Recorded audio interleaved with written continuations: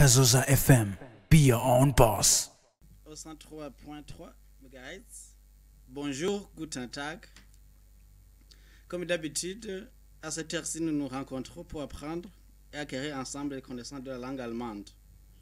Au studio, vous êtes avec Mofong Ndakumana, directeur et enseignant de l'allemand à la Pabut Zentrum. Je suis aussi avec mon collègue qui peut se présenter. Kaza Abelard Trinité.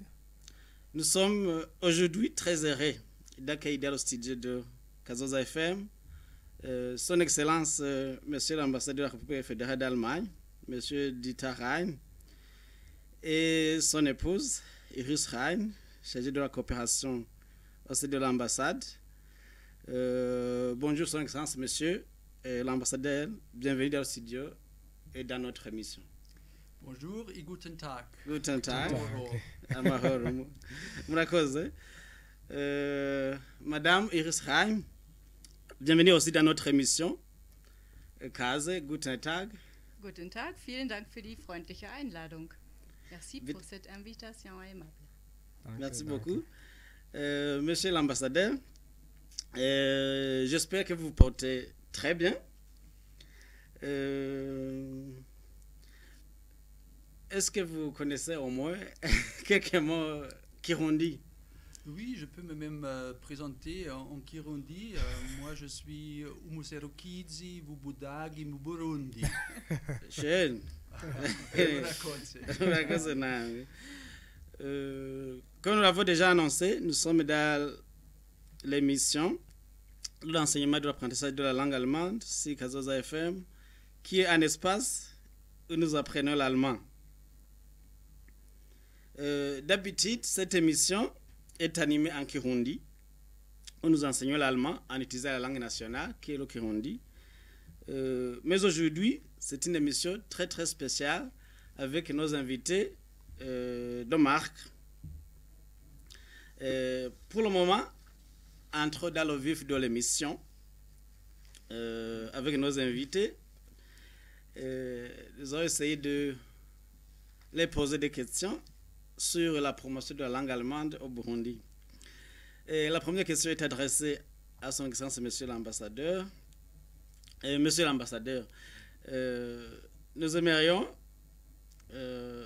vous demander, nous aimerions que vous nous disiez les avantages de connaître la langue allemande au Burundi en général et pour un jeune Burundais en particulier. Pour être très précis, quelle est l'importance d'apprendre et de parler l'allemand? Où se positionne, par exemple, la langue allemande sur le rang mondial des langues? Oui, permettez-moi tout d'abord de vous remercier, cher Monsieur Montfort, et à l'Ababou Centre l'Ababou, et à toute l'équipe de Kazoza FM d'avoir bien voulu nous inviter. C'est avec grand plaisir que nous avons donné suite à cette invitation qui nous donne la possibilité de parler sur l'enseignement d'allemand ici au Burundi, un peu discuter l'importance de la connaissance des langues étrangères. Oui, et si le temps nous le permet, aussi un peu sur la vie d'un Allemand, des Allemands au Burundi. Voilà, pour commencer, j'aimerais commencer avec un exemple personnel. Il y a quelques semaines, 2 semaines, j'ai commencé à apprendre l'italien en ligne avec une application. Et vous pouvez vous interroger pourquoi un homme de 62 ans qui a déjà réussi dans sa vie professionnelle et à qui attend la retraite d'ici peu, pourquoi est-ce qu'il commence à apprendre une langue étrangère, l'italien, au Burundi? Et voilà, vous avez déjà la réponse à votre question. C'est tout d'abord l'envie, la curiosité de vraiment découvrir un autre cosmos d'une langue étrangère qui est toujours le clé à la culture ou bien aussi à l'histoire et à la tradition de notre pays. Et je crois que l'apprentissage ou l'enseignement des langues est toujours basé sur deux piliers. L'un, comme je viens de dire, c'est l'envie et l'engouement de vraiment apprendre quelque chose, la curiosité. Et l'autre, c'est bien évidemment aussi l'utilité. Et je dirais en quelques mots, avant que mon épouse Iris peut un peu préciser, je dirais que si vous avez dans votre CV que vous êtes apprenti ou que vous avez appris la langue allemande, c'est déjà un atout parce que tout le monde sait que ce n'est pas une langue tellement facile et ça témoigne déjà d'un certain engagement ou aussi d'une certaine ténacité si vous avez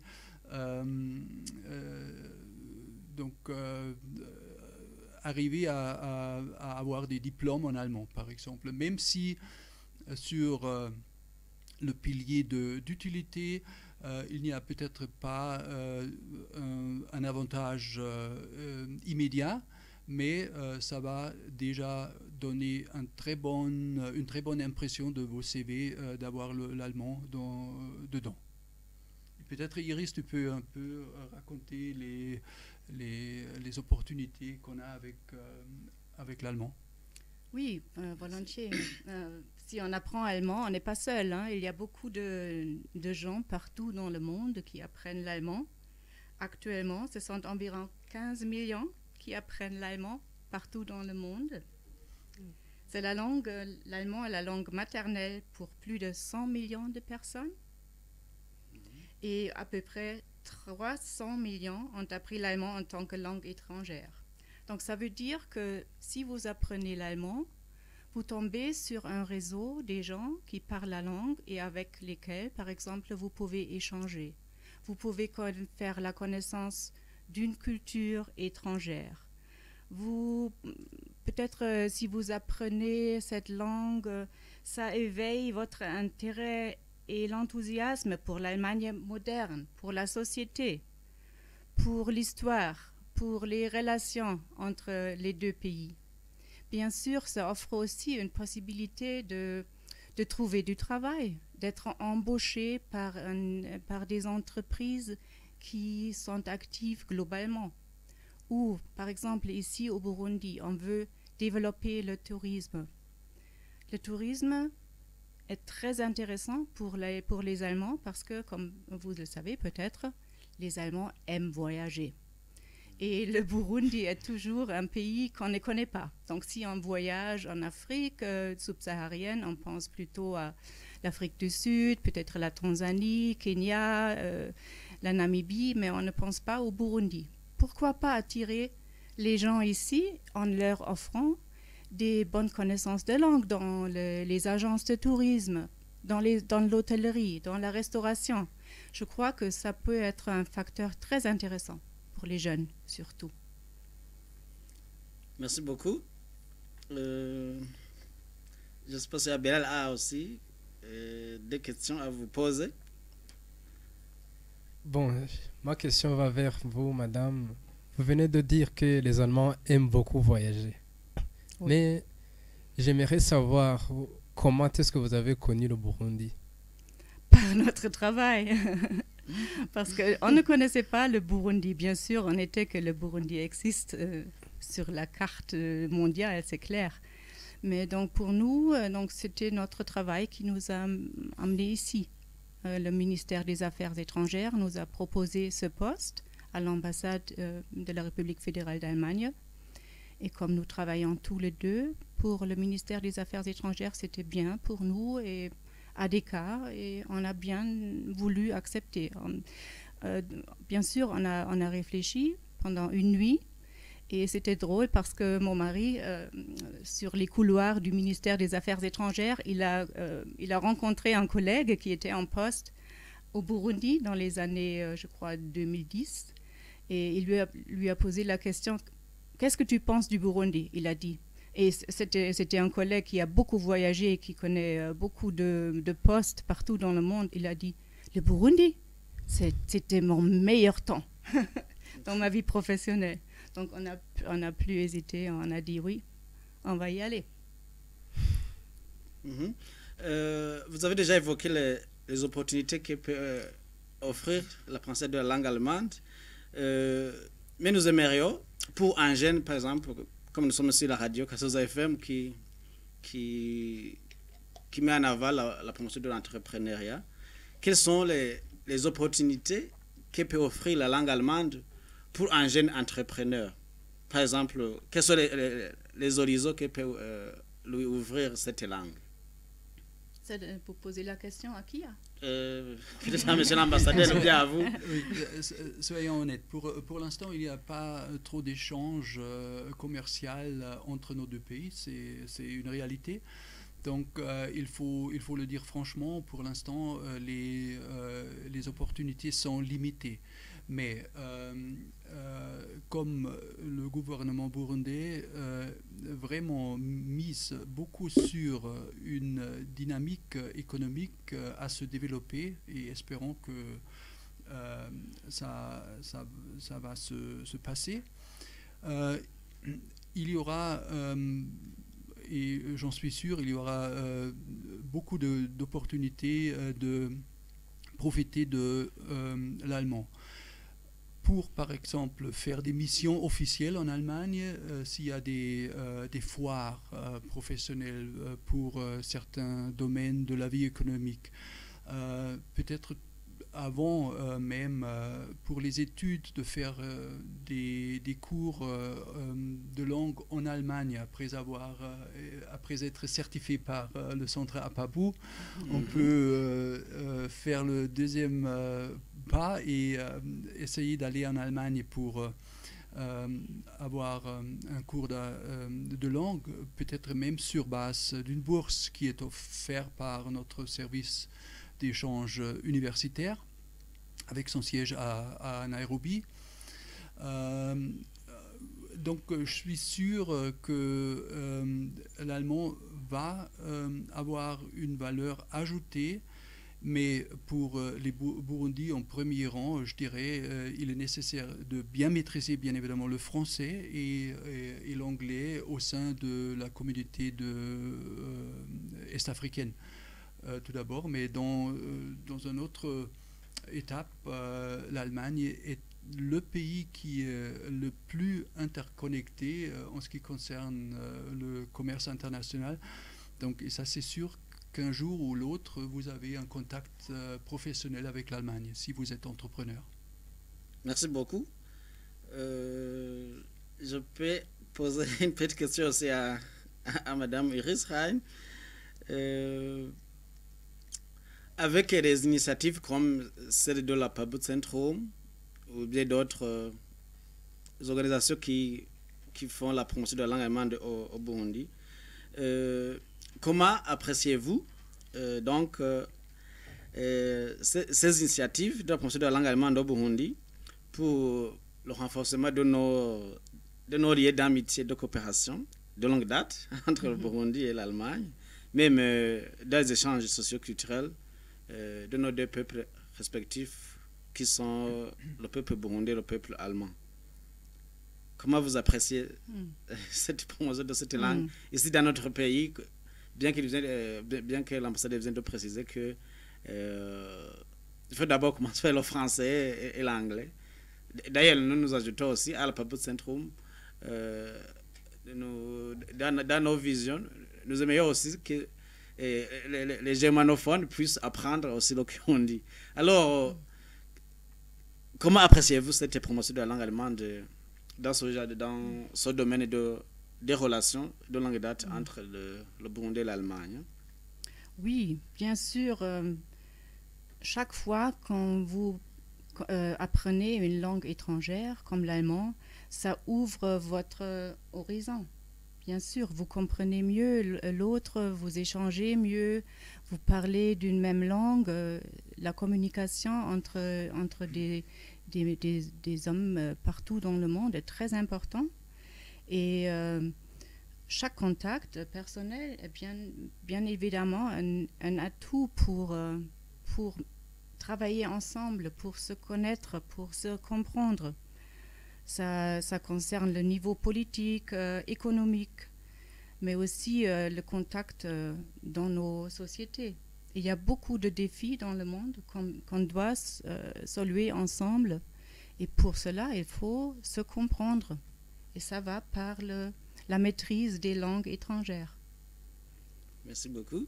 Monsieur l'ambassadeur, que fait la Papouasie est déjà témoin de ce que vous faites, mais les auditrices et les auditeurs, peut-être elles veulent savoir que fait l'ambassade de la République fédérale d'Allemagne pour soutenir ces initiatives de la promotion de la langue allemande au Burundi.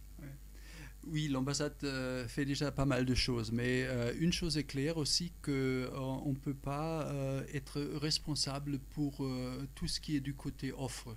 C'est toujours l'État, le pays même, qui, à travers ses institutions, doit assurer qu'il y a une offre adaptée aux besoins, à l'intérêt qui est montré pour l'apprentissage d'une langue étrangère.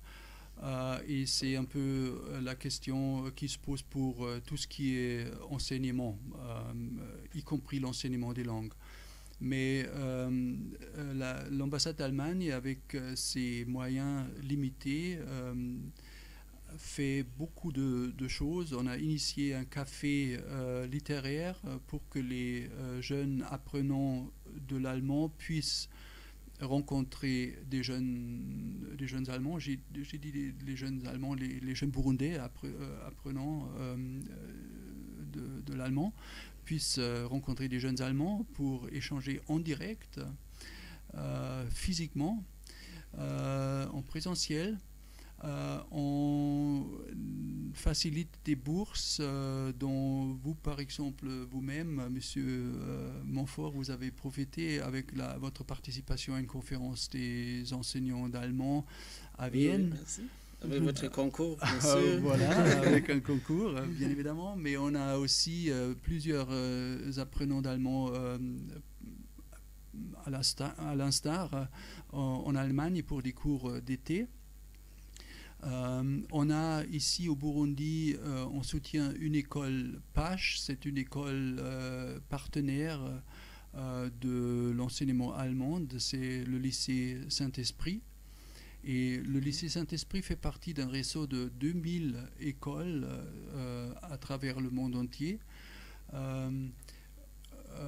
où l'apprentissage ou l'enseignement de l'allemand est privilégié. Et donc voilà, vous avez déjà aussi un réseau énorme pour échanger avec d'autres jeunes dans d'autres continents. Et ce qui lie eux tous, c'est l'allemand et l'Allemagne.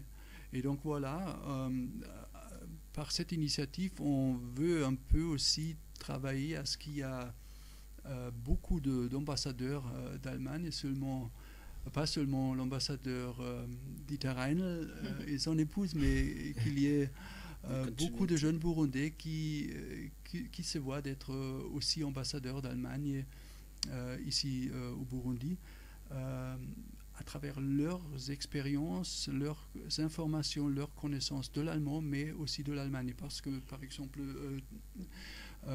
tous les ans, il y a des élèves, donc ceux qui sont les meilleurs dans les différents examens, qui font un voyage en Allemagne pendant 3 ou 4 semaines. Voilà, et Iris, tu peux peut-être enchaîner avec tout ce qui se fait à travers le centre d'allemand à l'université, parce que c'est une initiative qui a grandi énormément, et les autres initiatives que je n'ai pas encore mentionnées. Ça l'interrompt. Il y a un élément très très intéressant dans ce que vous venez de dire. J'ai eu des questions spontanées sur le café littéraire. Nous aimerions, pour moi c'est... J'ai lu sur les réseaux sociaux, mais j'aimerais savoir des informations concrètes à ce propos. Qui peut participer à ce café littéraire? J'ai entendu que ce sont des étudiants ou des apprenants de l'allemand. Est-ce par exemple les apprenants de notre centre à Pabou, ou bien peut-être quand notre émission aura ceux qui sont intéressés, qui vont les suivre régulièrement, qui vont faire un feedback, et que nous allons voir qu'ils ont envie d'apprendre l'allemand, même si la radio, est-ce qu'ils pourront bénéficier aussi de participer à ce café littéraire? Qui peut participer? Peut-être tu dis aussi quelques mots sur le café littéraire qui était une idée de vraiment de lancer cette initiative de trouver des partenaires pour enchaîner en formation tandem entre les jeunes burundais et les jeunes allemands. Ça, c'était un peu l'idée. Ils se sont formés aussi des tandems. Je ne suis pas complètement au courant comment ça s'est développé, mais j'espère que ça va à bon train. Oui, l'idée de ce café littéraire était de faire rencontrer des Allemands qui vivent ici au Burundi, donc les jeunes qui vivent à Bujumbura et qui travaillent par exemple pour des organisations internationales et des apprenants de la langue allemande. Et on était en contact avec monsieur le docteur Misago de l'Université du Burundi et on a cherché des jeunes étudiants qui maîtrisaient déjà un peu la langue. Et l'idée était d'organiser cette rencontre pour former des binômes. Donc, un Allemand qui aimerait bien améliorer son français ou apprendre le Kurundi rencontre régulièrement un Burundais ou une Burundaise qui aimerait bien améliorer son allemand. Et donc, de ce café littéraire, il y a eu, on a créé quelques binômes. Et je crois, donc l'idée était aussi vraiment de se faire connaître et peut-être d'avoir des amis après. Et bien sûr, pour la prochaine fois, quand on organise un café littéraire, s'il y a des intéressés qui ont déjà un certain niveau, peuvent participer. Mais bien sûr, donc l'ambassade d'Allemagne, on a un espace limité et on limite aussi le nombre des participants. Ok, merci pour la question. Peut-être vous pouvez alors continuer les oui, sont allemands. Oui, il y a donc peut-être les jeunes qui nous écoutent aujourd'hui ne savent pas qu'il y a un partenariat entre le land de Baden-Württemberg avec le Burundi. Et le land Baden-Württemberg entretient une fondation, die Stiftung Entwicklungszusammenarbeit. Et cette fondation finance des cours d'allemand à l'Université du Burundi. Ils ont commencé en 2017 avec très peu d'étudiants et l'année dernière, on a compté plus de 1200 étudiants ou jeunes professionnels qui ont participé au cours d'allemand. Donc ça, c'est une bonne chose parce qu'il y a aussi des possibilités de se rencontrer dans des clubs d'allemand. Il y a même un club des jeunes médecins qui maîtrisent l'allemand et qui se rencontrent régulièrement. C'est der Club der Medizin und Deutsch in Burundi, le KMDB. Et donc par le biais de ces cours de langue, on a accès à la langue allemande et on est informé de ce qui se passe dans notre pays. On a peut-être plus facilement l'accès aux bourses. Donc, je trouve que c'est une très bonne chose. Il ne faut pas vraiment oublier un acteur clé dans l'apprentissage de l'allemand.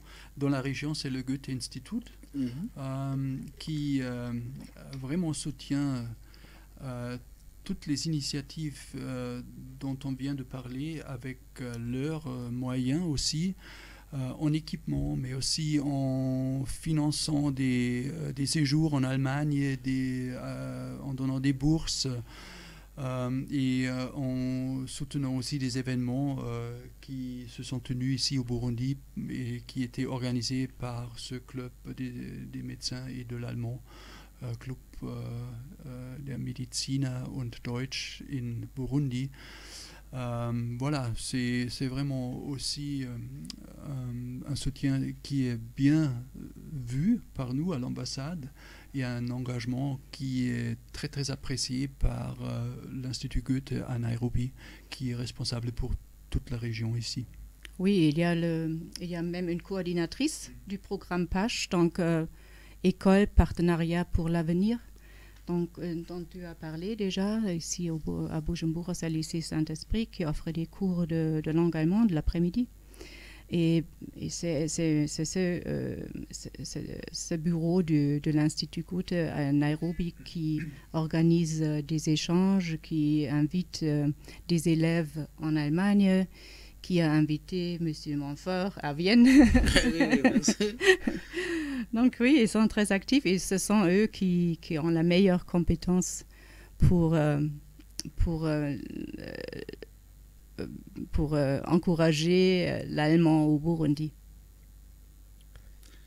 J'ai une question qui va vers monsieur l'ambassadeur, qui est la suivante. Quel conseil donneriez-vous aux apprenants de la langue allemande qui apprennent l'allemand alors qu'ils n'ont pas, je dirais, la possibilité de s'en servir tous les jours? Oui, l'allemand est certes pas une langue très très facile. Elle a au moins cette réputation, mais de l'autre côté, il faut dire, elle n'est pas trop difficile, je dirais, et pas trop difficile que beaucoup d'autres langues. Donc, mon premier conseil, ça serait vraiment de montrer une certaine assiduité. Et ça, c'est déjà un atout, je dirais, pour toute la vie et dans d'autres domaines aussi, vraiment d'essayer de montrer une certaine ténacité et de continuer à faire des choses. Parce que comme on a expliqué, il y a pas mal d'opportunités dont on peut se servir ici dans le pays. Et pour tous ceux qui disposent, et je sais, j'en suis conscient qu'il y a beaucoup de jeunes qui ne disposent pas de cette possibilité, mais pour tous ceux qui disposent des smartphones, on peut se servir vraiment des bonnes applications pour approfondir ce qu'on apprend par exemple dans un cours au centre Apabou ou d'autres offres. Et puis ne pas sous-estimer l'offre qui existe sur le web. Donc si on a accès à l'internet, il y a vraiment des bibliothèques en ligne gratuites pour la plupart, juste pour nommer celle de l'Institut Goethe. Il faut s'inscrire et puis on a accès à des films allemands, on a accès à des livres allemands, et même à des cours de langue allemande. Voilà, c'est un peu mon conseil, de montrer une assiduité, de vraiment tenir le cap, même si peut-être la première rencontre en physique avec l'Allemagne ou un Allemand, une Allemande, doit un peu attendre, mais sinon on peut passer à l'ambassade pour rencontrer des Allemands. Hein. Merci beaucoup. Nous rappelons à nos chères auditrices et chers auditeurs de Radio Réseau FM que nous sommes dans l'émission Deutschkurs, cours d'allemand, une émission dédiée à l'enseignement et de l'apprentissage de la langue allemande. Et nous avons comme invité aujourd'hui des invités de marque, son Excellence Monsieur l'ambassadeur de la République fédérale d'Allemagne et son épouse Iris Reim. Avant de pouvoir clôturer notre émission, peut-être nous avons passé par ces points, mais comme vous venez de donner des conseils aux apprenants de l'allemand, et avec ces initiatives de la promotion de la langue allemande, quels sont les grands défis que vous voyez pour la promotion de cette langue au Burundi? Et je pose la question à vous deux, c'est celui qui va être spontané, et aussi comment les relever pour que vraiment dans l'avenir idéal qui n'est pas très lointain, que ce soit une réalité de l'apprentissage de la langue allemande au Burundi. Quels sont les grands défis que vous voyez?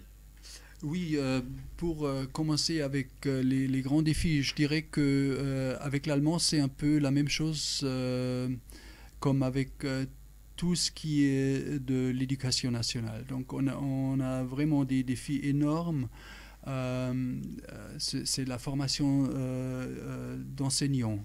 Ça vaut aussi pour les enseignants de la langue allemande. Il y a une pénurie énorme, donc il y a trop peu d'enseignants qualifiés.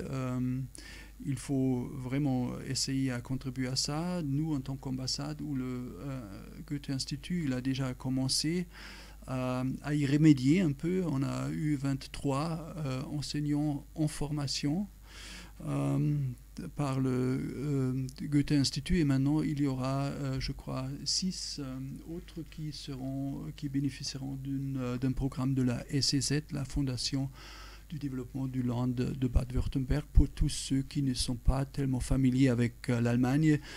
Donc l'Allemagne est un État fédéré avec 16 Länder, entités régionales, et le Bade-Württemberg en est une.